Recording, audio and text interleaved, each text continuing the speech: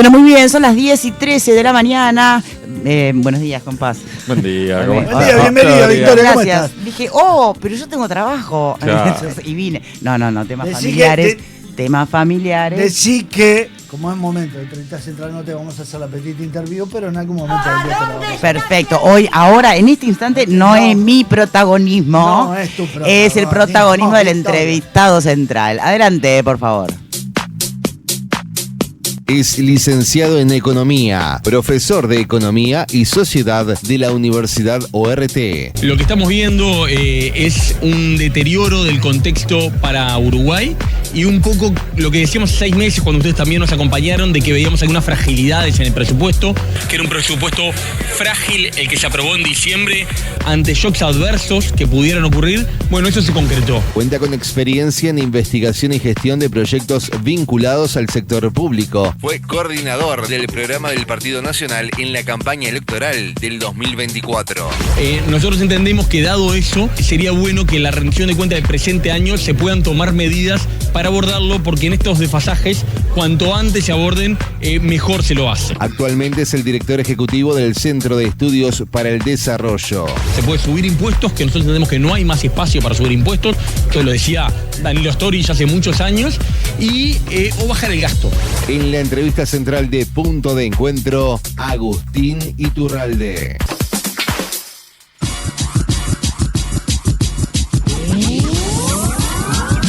Muy buenos días, Agustín. ¿Cómo te va? Buenos días, Victoria. Muchas gracias por la invitación. Un gusto estar por acá. Por favor. Mucha cosa para hablar.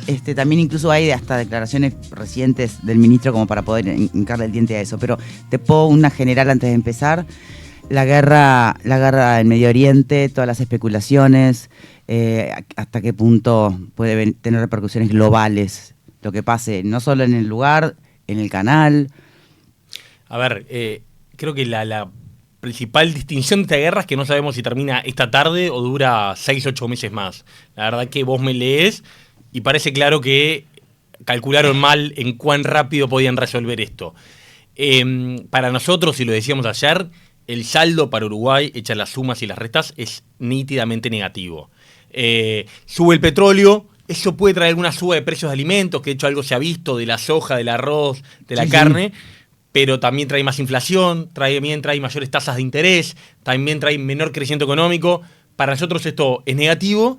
Veremos cuánto dura. En marzo, si en marzo cierra como está ahora, es la segunda suba mayor del petróleo de la historia, desde 1960. Es realmente extraordinario lo que ha sido estos días con el petróleo. A nosotros hay una mitología, Victoria, de que a Uruguay le sirve el mundo en guerra y que nos fue bien con las guerras. Y eso cuando vendíamos carne y lana. ¿Hay algún caso puntual? La de Corea. La ¿no? de Corea. Yo creo que la de Corea es la que más respeta eso. En realidad a nosotros nos va bien cuando el mundo está creciendo, cuando el mundo está comprando. China está creciendo, que es el gran comprador de lo que vendemos. Está creciendo menos, arriba del crecimiento menos. Cierre el estrecho de Hormuz, que es otra de las distinciones de esto. China trae la mitad del petróleo de Medio Oriente. Y esto es un shock negativo en China, una economía que ya estaba creciendo menos. Un shock. Complica un panorama ya complejo, no lo complica más. Bien, pero igual me impresiona cómo lo describís y sin saber la duración de esta guerra, lo que efectivamente termine pasando en el canal, en el estrecho, cuántos países más se involucren, puede ser realmente un desastre.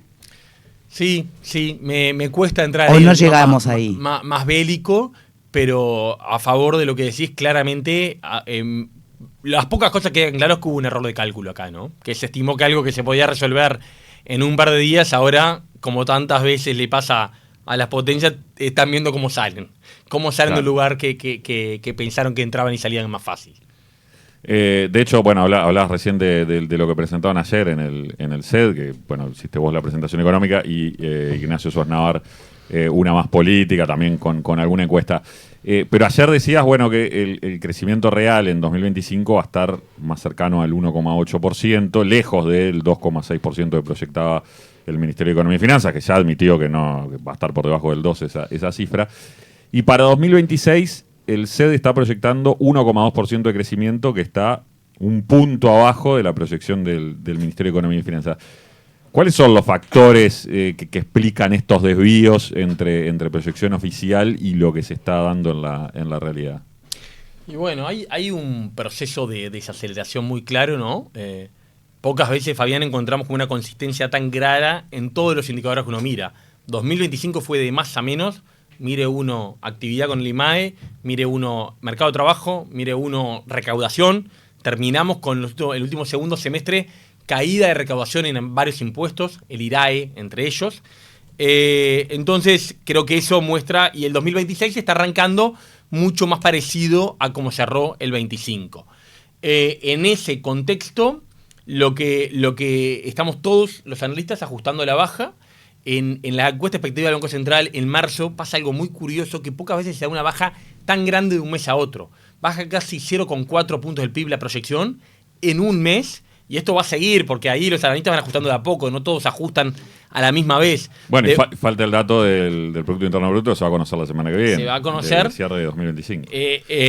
Y los analistas que han hablado públicamente, todos al menos que el promedio del Banco Central, porque el promedio del Banco Central tiene algunos analistas que todavía están muy arriba, que nos dicen, para que esto pase tiene que... Bueno, el ministro lo decía hoy, para que crezcamos al 2.2 que había puesto el gobierno en el presupuesto, tendremos que crecer en 2026 punta a punta 4 y pico.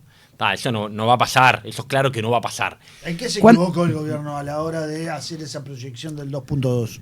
Y mira, bicho, para nosotros lo dijimos hace 6 meses en el desayuno previo, era un presupuesto muy frágil. No es que fuera imposible lo que ponía, pero era muy frágil ante shocks adversos que ocurrieron. Y ocurrieron. Hoy ya sabemos que ocurrieron. Sí. Una cosa, bueno, esto puede pasar, pero si sale mal, ¿cómo corregís? Salió mal. El 9 de diciembre el Parlamento terminó de votar un presupuesto que tiene supuestos que ya hoy están recontra viejos, están recontra obsoletos. No hay ninguna forma. En estos números que estamos manejando recién, en estos primeros 2 años vamos a quedar debiendo 2 puntos de crecimiento. O sea, para terminar como queremos, el año pasado crecimos 0,8 menos y este año 1 menos. Casi 2 puntos menos en los primeros 2 años.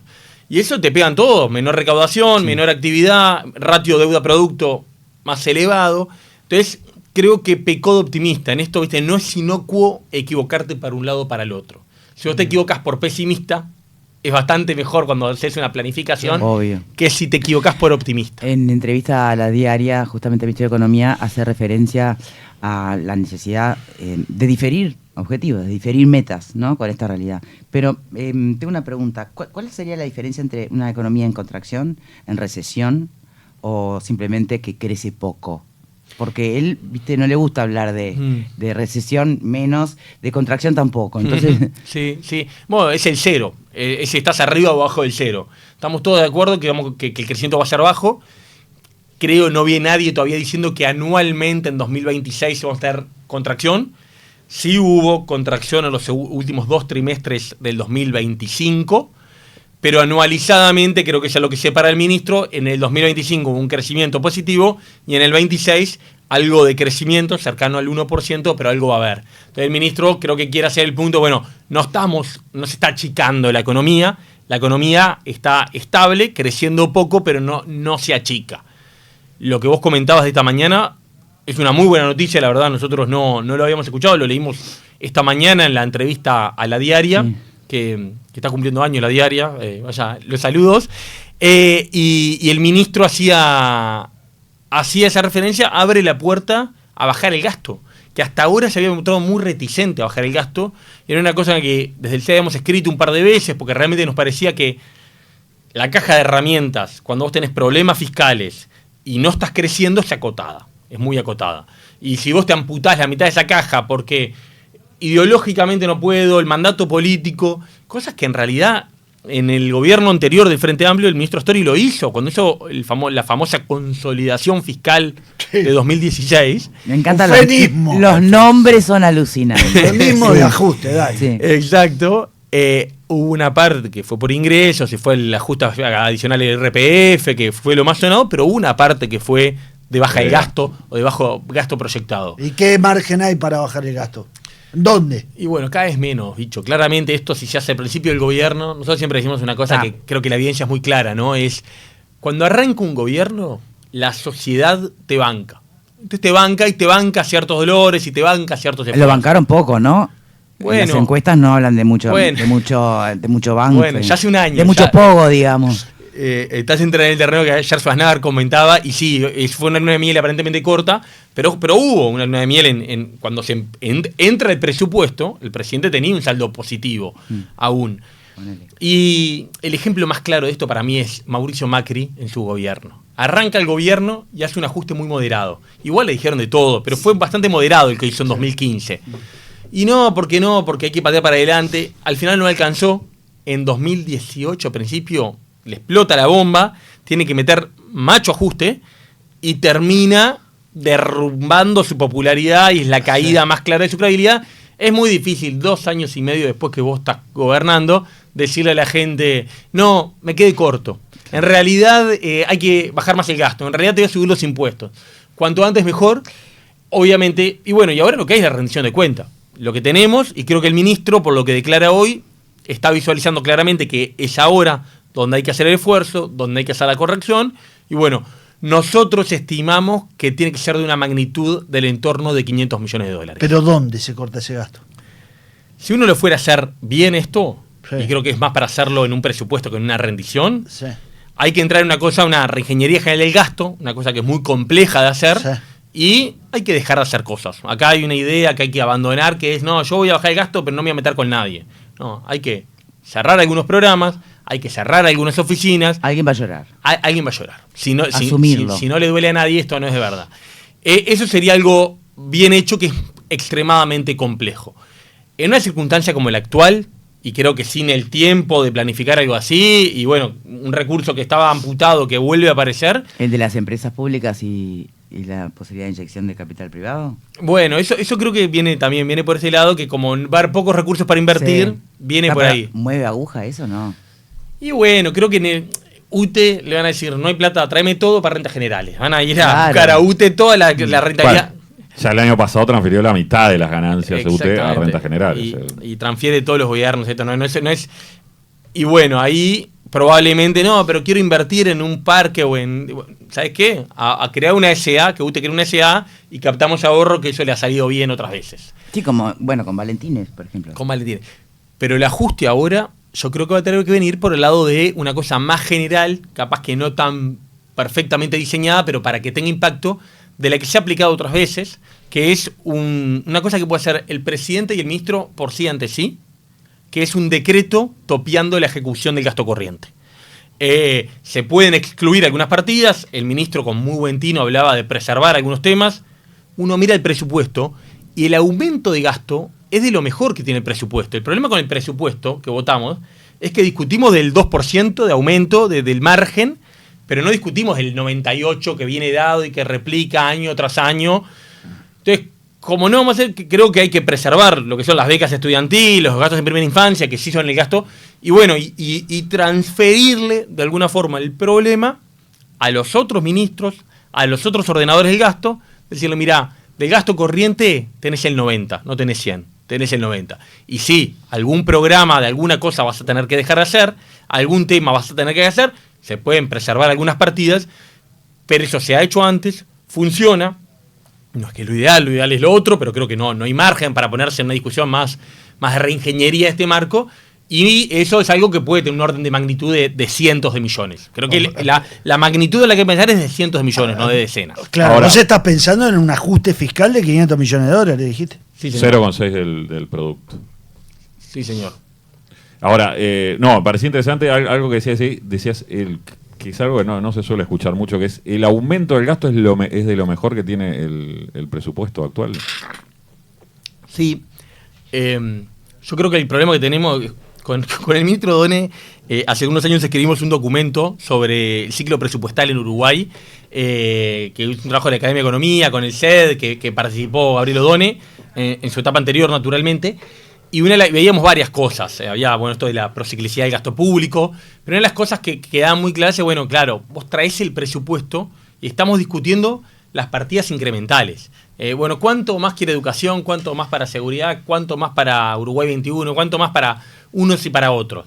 Y lo que está ya está. Y es muy difícil y no está evaluado la mayoría de las cosas que están. Obviamente una parte muy grande de eso son intereses de deuda, salarios, jubilaciones. Eso viene más dado. Pero hay otra cantidad enorme de programas que nadie sabe y claro, es muy difícil meterse con eso. y hay que meterse con COFE, y hay que meterse con partidas, y hay que comprarse problemas. Creo que uno mira en este presupuesto que se votó, el aumento del gasto no es el problema. El aumento del gasto es moderado, el aumento del gasto discrecional. Sí creo que es un problema los ajustes salariales. Hay un... Si bien el ajuste que se dio el año no es antes, lo que se prevé de aumento de gasto en remuneraciones para el quinquenio es llamativamente alto a nuestro juicio. Eso sí creo que es un problema. Pero no, obviamente, esas partidas de 120, creo que era el número que se había dicho el año pasado, ahora de temas de becas estudiantiles, refuerzos de bonos de primera infancia, eso está bien, es justamente donde hay que invertir, no es un tema... Pero claro, esa parte es la que queremos hacer todos, y la que no queremos hacer todos es, bueno, comprarnos los problemas y comernos las marchas y comernos las protestas de grupos organizados que son muy buenos y muy eficaces defendiendo algunos intereses. Y bueno, es muy difícil que eso se pueda hacer una rendición, por eso creo que ahora sería más razonable ir por un camino más de pasar raya, poner un tope, preservando algunas áreas y transferirle el problema. Ok, ministro de Ganadería, usted algo va a tener que dejar, fíjese usted. No, pero acá hay un tema de incentivos, ¿no? El incentivo del ministro Done es ordenar, es cuidar, es a que cada peso tenga una rentabilidad económica, social o de algún tipo. El ministro de un área específica tiene un programa que tiene bajo impacto para lo que cuesta. Bueno, él tiene un programa que algún impacto le da será bajo, pero para él le da ese impacto. Y no tiene incentivos a cerrarlo o a mejorarlo capaz que sí, pero bueno, transferir un poquito de problema al resto de los ejecutores del gasto creo que sería un buen camino en este contexto complejo. Me hace gracia, estoy viendo que sale el observador. Llamado laboral de casino busca contratar 33 personas, ofrece sueldo de hasta 120.000 pesos. ¿Querés presentarte? No, pero digo, es el momento bueno. para que economía, porque esto depende de economía. El casino No sería bueno que O'Donnell dijera, che, este gato, ¿no? Sería, creo que sí. Casino, vamos. Creo que sí. La dirección de casinos del MEF, a diferencia de la Intendencia, no da pérdida, da ganancia. Pero casino, Son pero casinos es que- prioridad en este país. No, claramente no. Claramente hay que elegir, ¿no? Gobernar es priorizar. En Suiza o en Bangladesh los recursos son finitos y siempre hay más necesidades que recursos. Y bueno, por eso me parece bien el planteo del ministro. Vamos a preservar algunas cosas. Bueno, para preservar eso va a tener que comprarse algún problema. Esto Sí, y no va sobre a ser todo a la gratis. interna del Frente Amplio, ¿no? A la interna del gobierno y del partido político, que son cosas distintas. Además de afuera. Y sí, se hace un ajuste de 500 millones de dólares. Sí. Alguien va a doler muchísimo, se va a parar COFE. En febrero el ministro había dicho la casa está en orden. ¿Qué pasó de febrero acá? No sé, claramente se ha agudizado un poco el problema, pero se estaba claro que teníamos un problema ya hace varios meses de desajuste grande entre lo que se proyectó en el presupuesto y lo que ya está pasando. Y bueno, la guerra empeoró un poquito la situación, los datos conocidos de IMAD y de empleo, ¿no? La recaudación volvió a caer en enero. Bueno, sí, empezaron a ver datos que suman. La sequía se extendió también, ¿no? Ahí creo que es claro que la sequía se extendió, vamos una mala cosecha de soja con precios moderados a malos y con problemas de hídricos muy grandes. Ahí es claro, y atiendo esto desde la interna, sin entrar en el tema más político, que en las agendas de desarrollo que se proponen hay una tensión muy evidente. Uno escuchaba la declaración del Partido Comunista este fin de semana en varios temas económicos, ¿no? Y laborales. O uno escucha, ayer escuché a Gustavo González a dar una entrevista, o uno escucha que el ministro de Trabajo puso en la mesa del presidente un proyecto de preaviso de despidos. Que el ministro dijo que es inconveniente. Que el ministro dijo que es justamente inconveniente. En la diaria lo confirmó. Para él es Y inconveniente. hace creo que 3 días o 2 días, me mezclo ahora, el ministro hizo, antes de hacer los anuncios, nos convocó y estuvimos presentes, presentó cuál es su idea en el tema de esta procompetencia, bueno, que Fabián ha publicado alguna nota al respecto, y claramente son como, ahí hay una tensión, son dos mundos lo que estamos viendo ahí. La buena noticia es que el ministro está fuerte, nosotros tenemos confianza que pueda tapar estas iniciativas, pero te va agotando el capital también para mover la aguja, Bueno, ¿no? a Otras eso me refiero cosas. con los desafíos a la interna que tiene el propio Sí, es muy ministro, eficaz ¿no? en tapar algunas cosas, bueno, ¿cuánto resto? Y sobre todo en la medida de que tengamos algún deterioro adicional de algún indicador, porque la realidad es que la economía, nosotros miramos luces largas y tenemos preocupaciones sobre la inversión, sobre el crecimiento, Sí. no, el empleo todavía está en buenos niveles, el ingreso de los hogares, no es que hay un problema social, un estallido social económico hoy. Bien. Es más poniéndole luces largas. En la medida que se suceda, ojalá que no, que haya algún deterioro O sea, moderado. el mejor escenario sería hacer una plancha en esta administración y suerte en pila la próxima.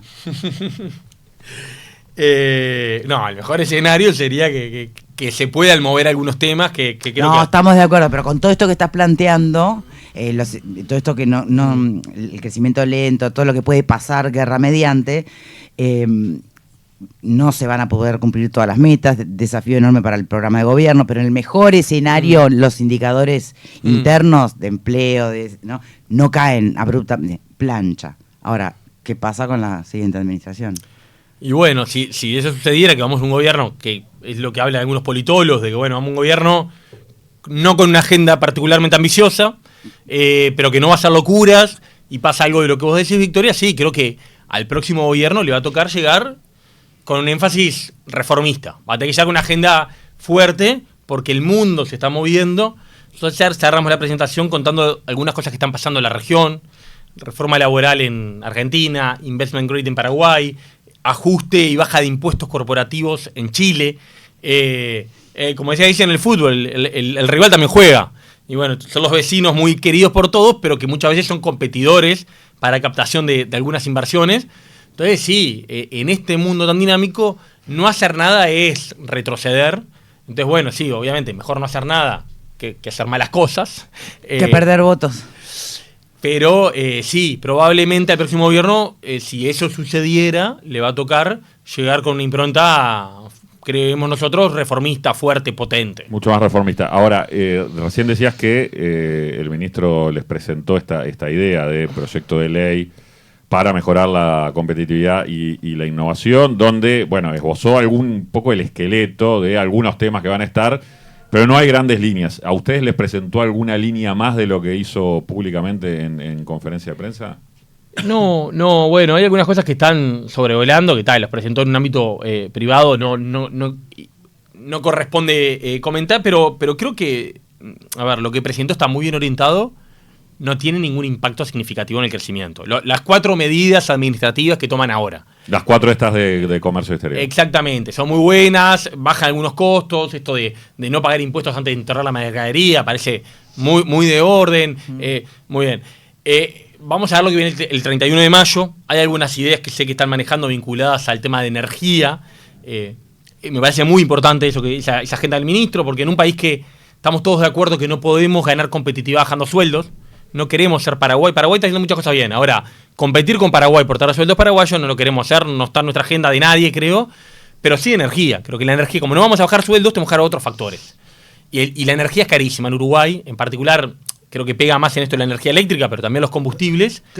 ¿Por qué Paraguay tiene los precios más bajos de energía, justamente de petróleo? ¿Por qué? Porque tiene petróleo. No, Paraguay no. Justamente. De ¿Cómo se Paraguay, no. explica? Energía eléctrica tiene una abundancia Claro. brutal de energía eléctrica por la guerra, Yacyretá y Mira, y registra Itaipú. los precios más bajos de nafta y de gasoil del Cono Sur. Ahí están jugando impuestos. Pero seguramente. yo te quiero hacer una pregunta. ¿Cuánto está incidiendo la energía en los costos de las empresas hoy en día? En algún momento lo tuve claro, pero ahora sí, no lo tengo. no mueve la aguja. No tengo un número de arte, pero sin duda, si uno tuviera que poner, porque uno dice, bueno, hablamos mucho de la pasta de dientes. Terminamos con una cosa que es verdad y que ojalá vengan estas cosas, que hay problemas históricos que no se han resuelto. Claramente no vamos a volvernos competitivos, ni a nadie le va a cambiar su presupuesto familiar pagar 40% de la pasta de dientes, que hay que pagarla 40% menos. No digo que no, Claro. pero Hay que ir no. a la feria y listo. Ya, es verdad, ya la pagamos 40%. ¿Qué sí mueve la aguja? A ver, vamos a ver de lo que sí puede hacer. Y bueno, a ver, yo diría que hay 4 cosas. Tema impuestos, que es muy difícil, porque estamos hablando de equilibrio fiscal. Uruguay tiene una particularidad muy grande con eso, que tenemos carga fiscal muy alta y la perforamos. Entonces tenemos COMAP, Zona Franca, Puerto Libre, y tenemos un par de mecanismos, me está perdiendo alguno, en el cual perforamos una presión fiscal muy alta y por ahí zafamos. Mercado laboral, claramente tenemos una regulación que creo que Argentina estaba atrás nuestro, una cosa mucho más vetusta, corporativa, una industria del juicio, bueno, hizo deberes, más allá de la polémica, Milei, la mayoría de las cosas que se aprobaron en esta reforma laboral de Argentina están alineadas con la revolución laboral española que hizo el Partido Socialista en la última reforma laboral con las cámaras y los sindicatos. Son cosas, creo que se sobreactúa muchísimo, y hay una cosa que se habló poco, que es que se aprobó que por los próximos 48 meses bajan mucho las cargas sociales para los nuevos empleados. Argentina tiene un problema enorme de empleo formal. Este gobierno no ha creado empleo formal casi tampoco. Bueno, a ver si eso mueve la aguja. Atención. Impuestos, costos laborales. Energía, creo que es de los que claramente hay un espacio grande para ganar. El ministro aparentemente está trabajando algunas ideas de trabajar con los grandes proyectos. En el gobierno pasado se habilitó la venta ante privados. Ha funcionado poco, pero bueno, se abrió una ventana. Se habló que la UTE pueda negociar precios para algunos proyectos grandes. Claramente ahí es, para mí, clarísimamente el consumo de energía per cápita correlaciona brutalmente con la riqueza de los países. O sea, consumir más energía es un indicador de que estás produciendo más, de que tenés más confort, de que tenés más bienestar. Y energía abundante y barata es de los elementos más críticos y que no te metes con nada para ganar competitividad. Y bueno, ahí me parece que hay un espacio enorme para ganar, donde tenemos un atraso, tenemos una matriz que se está electrificando, que es buena de calidad, que no hay cortes, todo bien, precioso, los molinos, los paneles, pero tiene que ser mucho más barato esto. Si no, no hay forma, porque no nos vamos a meter con los salarios y con los impuestos tenemos muchos problemas. Y después la cuarta pata yo diría que es la que creo que el ministro está abordando más seriamente, que es la que vamos a esperar del proyecto del 31, que es la agenda pro competencia. Es cantidad de mercados donde tenemos costos altos por falta de competencia, bajar de entrada barreras a la entrada de nuevos jugadores, bajar la permisología, tratar de que los mercados sean más dinámicos, ya falta exportar, que sea más fácil importar. Importar está bien, hay como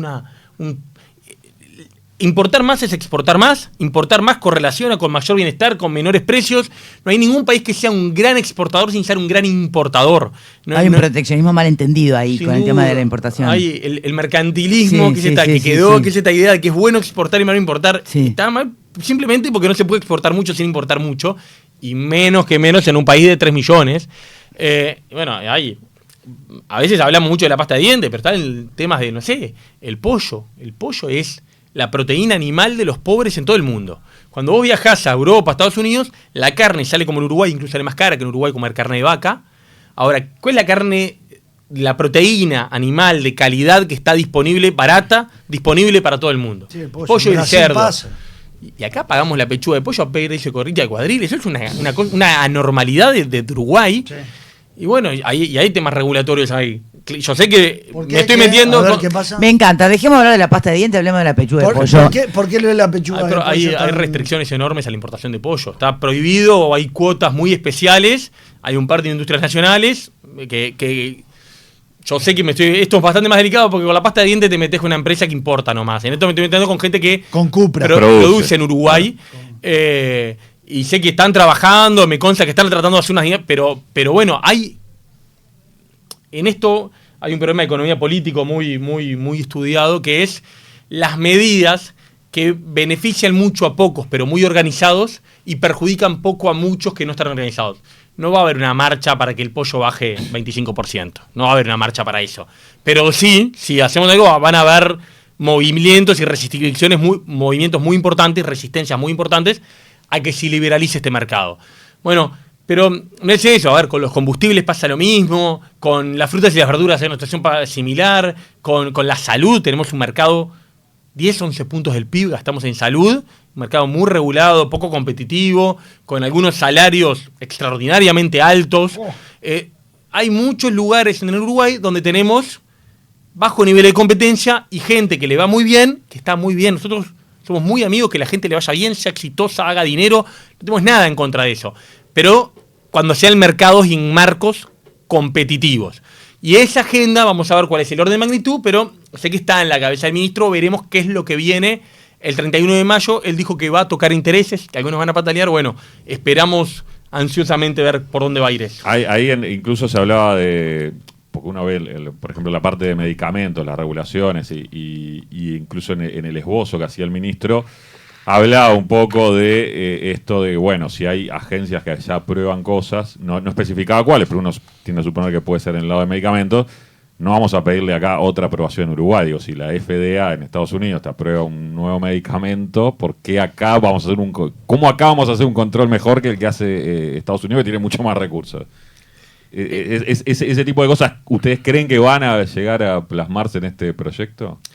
La verdad no sé. Ahí creo que hay un nicho enorme. Yo me imagino, por especular, que capaz que con alguna no medicamentos, me imagino, hay un tema en esa línea grande que a mí, cuando lo estudiamos nos parece que está bastante mal resuelto en Uruguay, con los cosméticos, que es menos delicado que los medicamentos. Cosméticos que ya se usan en Brasil hace muchísimos años, que están aprobadísimos en Brasil. Toda mi atención, que las mujeres brasileras los usan hace décadas, o décadas no, porque son cosas que se renuevan, pero hace mucho y no le pasa nada. Y acá el registro, miren, voy a decir mal las palabras, los términos, pero se va a entender el concepto. Traes lápiz de labio y traes 5 colores y cada uno de ellos tiene un trámite enorme, costosísimo, para una empresa chica, un importador chico. Sí. Nada que se produzca en Uruguay, ¿no? Esto no es nada competitivo con la industria nacional. Y termina siendo un embudo donde hay pocos jugadores que son los que registran, y los cosméticos en Uruguay son mucho más caros que si lo compras en el free shop o si vas a Brasil. ¿Y qué estamos protegiendo ahí? Entonces, ahí me parece un caso clarísimo de que sí, si lo aprobó la FDA, lo aprobó la agencia brasilera, para no ponernos imperialistas, la agencia brasilera que es buena. Claro, la región, desconfía de Estados Unidos, perfecto. Brasil también, mirá. En Colombia hay agencias que regulan estos temas, en la agencia europea, que regulan estos temas que son muy exigentes. Con mucho respeto a los técnicos, ¿qué vamos a encontrar nosotros que no se haya encontrado ya en un producto que está usado por cientos o millones de personas en Europa o en Brasil? Entonces, ahí también a veces hay temas proteccionistas o temas de orgullo nacional. Yo discutiendo esto con algunas agencias uruguayas, no, lo hacemos, pero si ellos nos hacen lo mismo, si ellos nos habilitan, si lo habilita...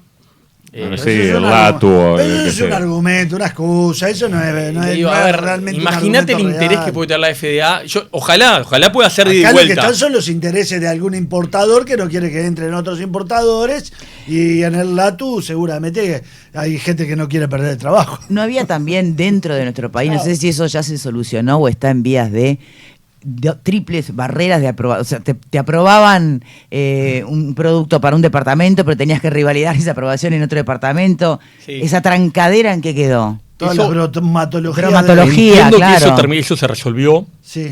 En el periodo pasado el Congreso de Intendentes trabajó intensamente y hoy se habilita automáticamente, pero sí, eso era de loco, ¿no? Claro. Habilito mi alfajor en Montevideo y lo tengo que habilitar 19 veces para vender. Sí, era famoso el caso del alfajor 4 de Julia, que lo tenía, claro. Lo tenía aprobado en todos lados, pero Montevideo no. Y no podía venderlo en Montevideo. Ahí creo que a veces hay celos, a veces, como decís, en realidad son barreras no arancelarias. Y yo entiendo, y el que está en su oficina aprobando las pastas de dientes, probablemente su incentivo sea a ser extremadamente cauteloso, y cualquier extremo está bien para que la pasta de diente que esa persona habilita cumpla con todo. No le interesa si vos compraste en la feria otra pasta de dientes. Y decir, ya no estaba habilitada.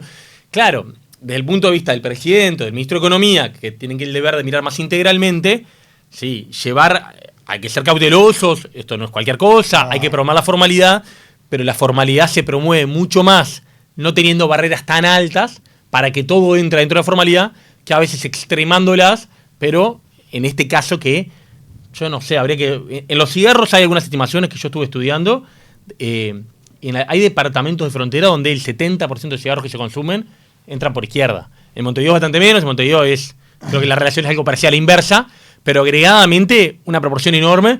Entonces es un caso muy claro donde, vos pusiste cosas muy duras, pero tenés un elefante pasando por el costado.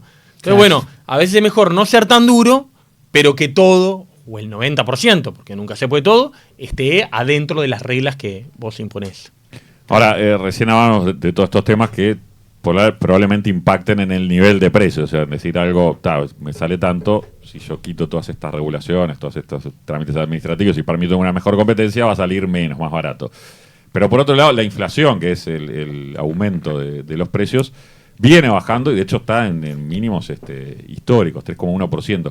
Eso también no es un síntoma de enfriamiento de la economía. ¿Cómo se resuelve ese dilema al lado del Banco Central, de la política monetaria?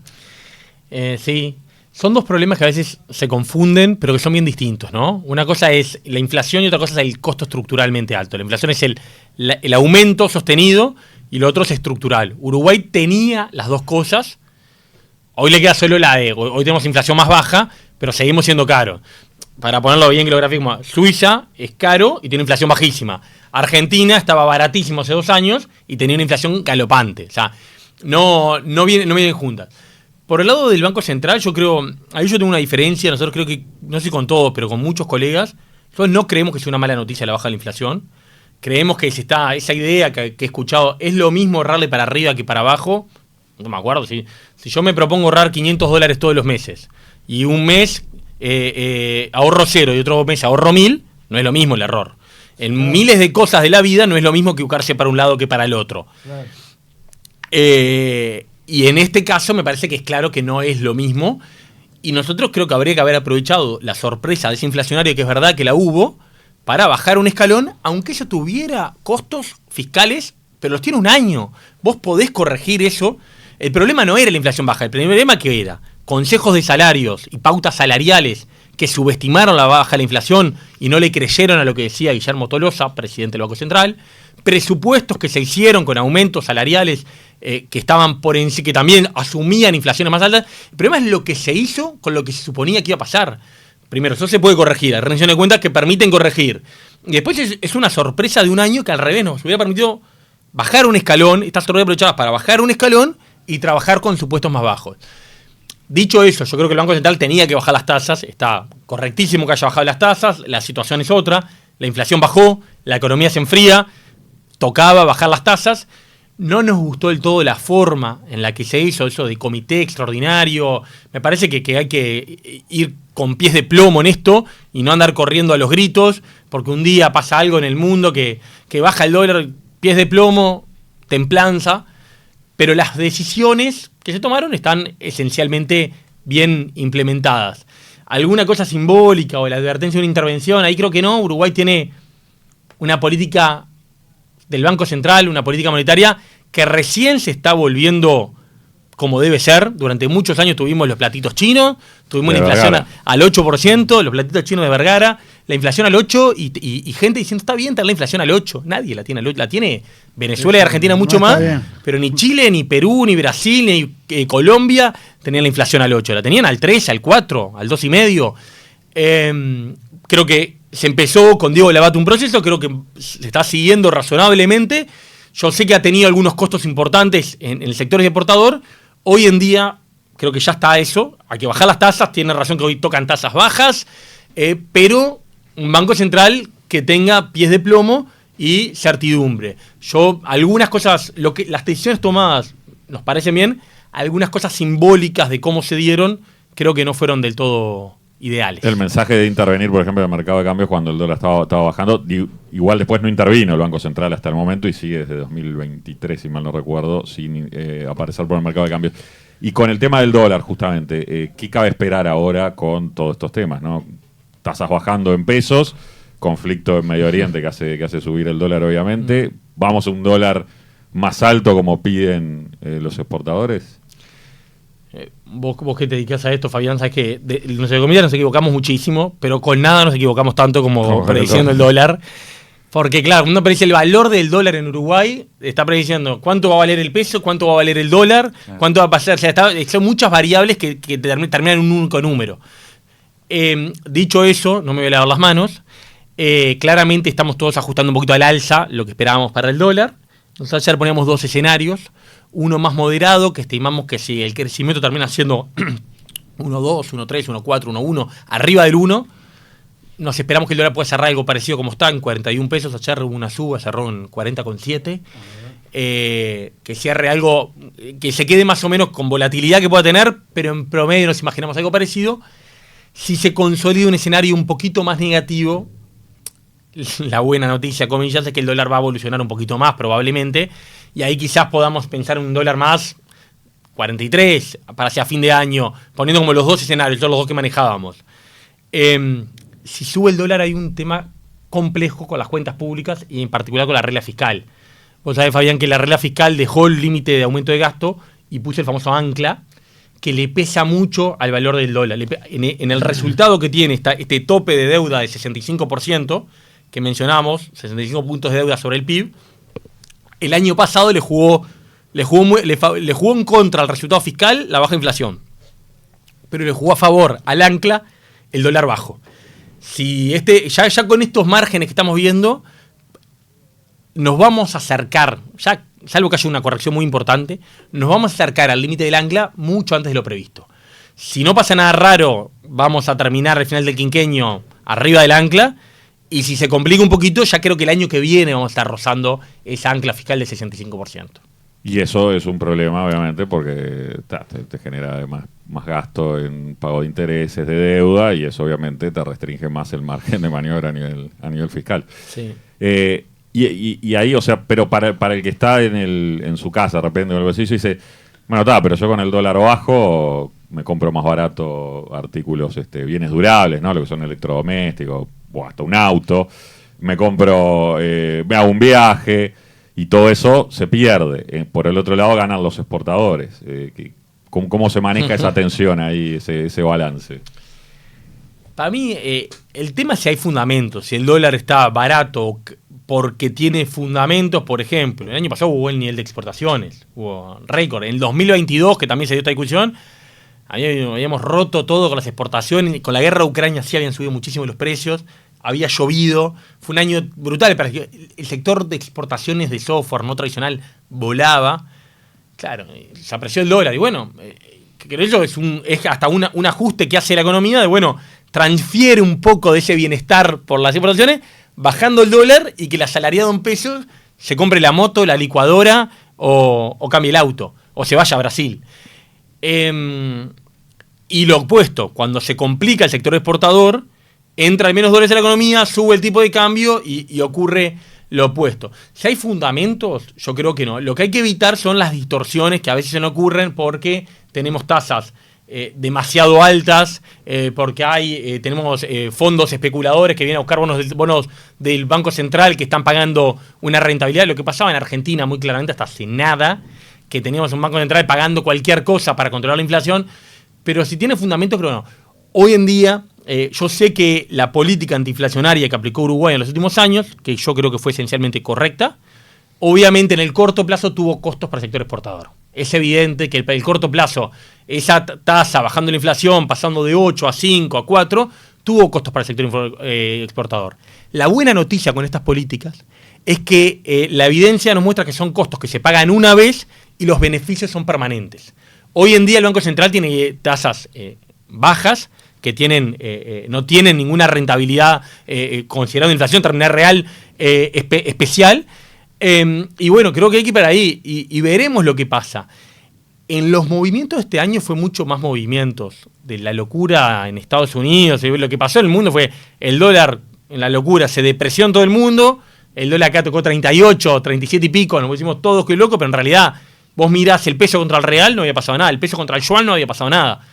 Y ahora lo contrario, ahora el dólar se está apreciando por un proceso muy conocido en la economía y en las finanzas que se llama el flight to the quality. Cuando el mundo se pone raro, ¿qué hacen los mercados que son cobardes, los capitales que son cobardes? Van a lo seguro. Mira, yo ahora compro dólar, que el dólar, pomada no se va a hacer el dólar. Entonces se hace el proceso de ir a buscar activos de alta calidad.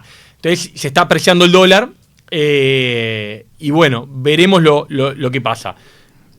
En un país chico, una economía chica y abierta, el dólar debe flotar y lo debe hacer con la menor cantidad de intervenciones y manoseos posibles. Muy bien. Muy bien. Vamos a la presentación de las rapiditas mientras Victoria le explica. Ya lo conoce, Ya lo Turralde, conoce. ya estuvo acá. Sí, son Agustín. esas preguntitas para sí o no y hay un solo paso. Encuentro. Llegan las rapiditas. Un ping pong de respuestas rápidas. Y un solo paso. Las rapiditas.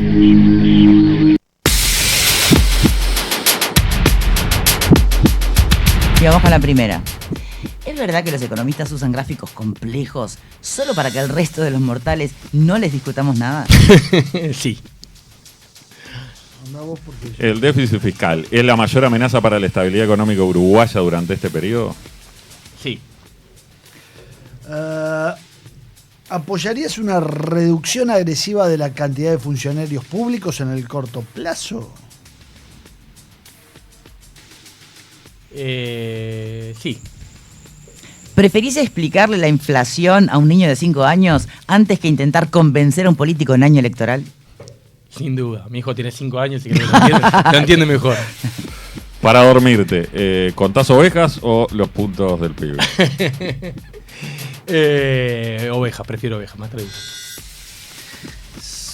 Oh, qué duro. Bueno, dale. Si te dicen que Nacional no gana más la Libertadores por 50 años, pero el país aumenta su desarrollo productivo en ese periodo, ¿lo firmás? Seamos pobres pero felices. Nacional.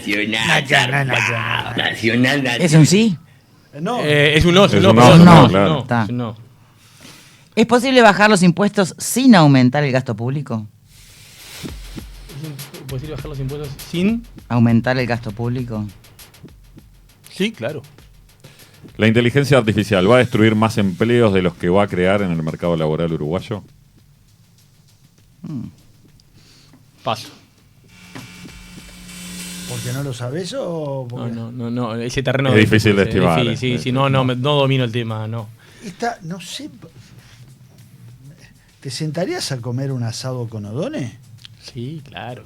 2, 3, ¿cuál es el problema? Vamos con la última. ¿Los pequeños ahorristas deberían invertir en empresas públicas? Sí. Ya que la última aprovecho para hacer sí. la idea original de Alejandro Sánchez. Las subsidiarias de las... La original, lo que dijo, porque lo dijo. Porque decirlo dijo. Lo que dijo al principio de abrir el capital accionario era una idea muy disruptiva, muy buena, que realmente iba a obligar a las empresas a cambios profundos y positivísimos. Esto que quedó... ¿Pero las empresas públicas pueden vender acciones? Tendrían que cambiar la ley. Ah, bueno, está. Esa es la mejor defensa que dice Pero él para justificar que no dijo lo que dijo. Claro, el tema es que creo que no se entreveró con lo que dijo. Lo que terminó está bien. Pero está no mueve bueno, la aguja. No mueve la aguja. Está. Eso te lo preguntaba yo en la nota. Lo ¿no? terminó que era lo de los proyectos. Ahora, pero abrir el capital... ¿Habría qué? No, de las subsidiarias, digo yo, de las DUCSA, LUR, Sí. de las que tiene UTE y ANCAP. Eso... De hecho, hay una ley que se aprobó en el periodo pasado y no se implementó. No se implementó. Eso creo que sería bueno, sería un second best, sería una segunda alternativa. No tan. Tenemos un problema de gobernanza en las empresas públicas, de directorios muy politizados, desde faltas de sentido de eficiencia, saltos de sentido de escasez, que creo que si lleváramos las empresas a la bolsa, aunque sean de propiedad pública, hay casos en Colombia, en Brasil, que esto se ha hecho. Mantenés la mayoría pública o mantenés una parte, pero tenés derecho a veto y controlás las cosas estratégicas, pero claro, estás obligado a una serie de dinámicas muy exigentes que te eliminarían muchos vicios que tienen las empresas públicas. Eso realmente sería un cambio de juego. Lo de la subsidiaria está bueno, está por ley, no se implementó, creo, porque algunas complejidades que tiene, pero sí, sería mejor que esto que va quedando. Muy bien. Muchísimas gracias, Iturralde, por habernos acompañado. Muchas gracias a los tres, ¿eh?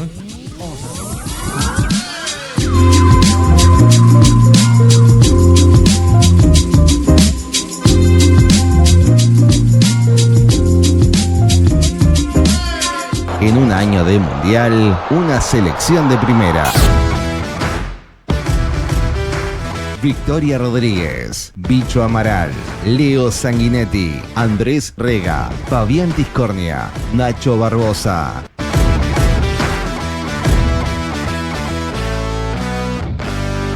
Punto de encuentro.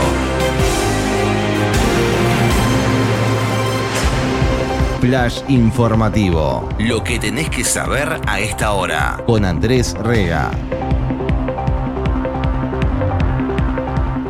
11 de la mañana, 2 minutos. Cielo algo nuboso en la capital del país. 22 grados la temperatura actual. 29 la máxima que está previendo el INUMET. El presidente Yamandu Orsi viajó hacia Colombia para asistir a la 10ª cumbre de la Comunidad de Estados Latinoamericanos y Caribeños, la CELAC, donde Uruguay tomará la presidencia pro tempore del bloque. Tendrá además una reunión bilateral con su par colombiano Gustavo Petro.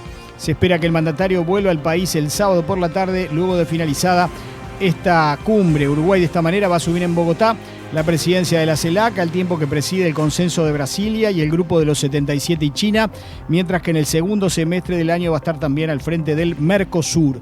A propósito de Orsi, el expresidente de Ecuador, Rafael Correa, que está en Uruguay, en entrevista con desayunos informales. Dijo hace minutos que una de las cosas que nos movió el piso fue, con todo respeto y cariño, que el gobierno del presidente Orsi fue el primero en reconocer el resultado en Ecuador, cuando la oposición decía hubo fraude. Para el exmandatario, lo esperable de parte de un gobierno de izquierda era por lo menos decir abran las urnas. Desilusionó un poquito, enfatizó el expresidente de Ecuador, aunque dijo que no le expresó su molestia al presidente Yamandu Orsi.